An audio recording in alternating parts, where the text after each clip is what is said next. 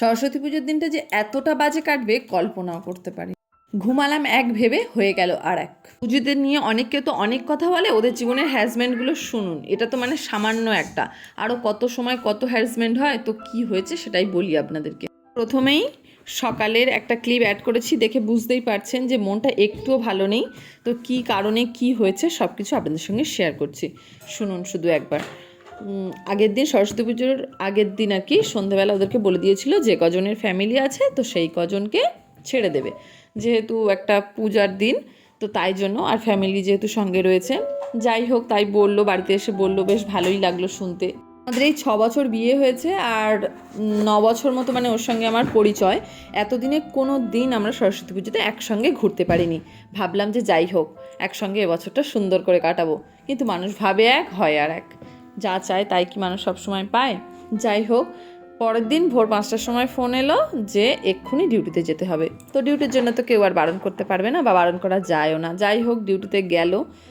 তো সারাদিনের জন্যই মানে প্রথমে যাওয়ার কথা ছিল, তারপরে হঠাৎ 10টার সময় ছেড়ে দিল আর কি, বললো যে ঠিক আছে ওকে যেতে হবে না। তো ভালোই, চলে এলো।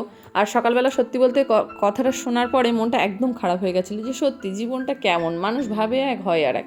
আমাদের জীবনটা বোধহয় সত্যিই এরকমই। তো যাই হোক, ছেড়ে দিল। তারপরে আমরা ঘুরতে গেলাম, মানে বাড়িতে একটু খাওয়া দাওয়া করে, খিচুড়ি করেছিলাম আর পায়েস করেছিলাম, সেগুলো আর কি খাওয়া দাওয়া করে গেলাম ঘুরতে ইকো পার্কে। তো ইকো পার্কে একটা জায়গাতে ঘুরতে না ঘুরতেই আবার ফোন এলো যে ফের ডিউটিতে যেতে হবে। তাহলে মানুষের কতটা পরিমাণ হ্যারাসমেন্ট থাকে। যদি আর কি বলতো যে যেতে হবে পরে ডিউটিতে, তাহলে আর আমরা যেতাম না। যাই হোক, তড়ি ঘড়ি করে ছুটে বাড়িতে চলে এলাম। আর তারপরে ও ডিউটিতে চলে গেল। আর আমাদের বাঙালিদের একটা রিচুয়ালস আছে, সরস্বতী পুজোর দিন আর কি গোটা চচ্চড়ি করা হয়।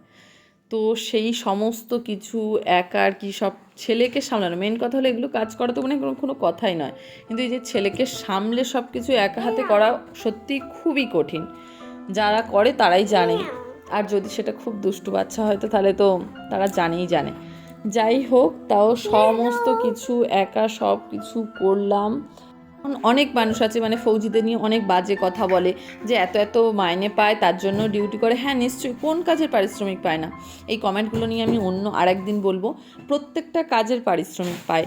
আর হ্যাঁ, একটা সাধারণ মানুষ সমস্ত কিছু আনন্দ উপভোগ করে তারপরেই কাজ করে আর তার পারিশ্রমিক পায়। আর একটা ফৌজি লোক 24 আওয়ার্স ডিউটি করে, 24 ঘন্টার ডিউটি নেয় একটা ফোর্সের কাছ থেকে, ঠিক আছে? তার উপরে এরকম ধরনের হ্যারাসমেন্ট, মানে একবার বলছে যেতে হবে, একবার বলছে যেতে হবে না। সত্যি বলতে আমার থেকেও বেশি কষ্ট তো ওর হচ্ছিল, যেহেতু সকালবেলা উঠে ডিউটিতে গেছে, ফের এসে আমাদেরকে নিয়ে ঘুরতে গেছে, ফের এসে সঙ্গে সঙ্গে ডিউটি, সারা রাত জেগে ডিউটি করতে হবে। ওর যদি বলতো যে যেতে হবে, তাহলে তো ও নিশ্চয়ই একটুখানি রেস্ট নিতে পারতো। আমাদের সঙ্গে না ঘুরতে গিয়ে একটু রেস্ট নিলে। হোক, এবছরের সরস্বতী পুজোটা এইভাবেই কাটলো আর কি। এই তো গেল এবছরের গল্প। আর আগের বছরগুলোতে তো ছুটির জন্য বলে বলে ছুটিই পাইনি কখনো টাইমে।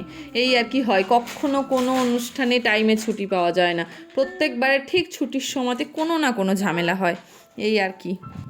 যাই হোক, ছেলেটা গিয়ে ভীষণ মজা করেছে, এটাই ভালো লাগছে। এই আর কি, দেখতেই পারছেন ছোটাছুটি করছে, ওর ভীষণ ভালো লাগছিল। তো দেখা হচ্ছে পরের একটা সুন্দর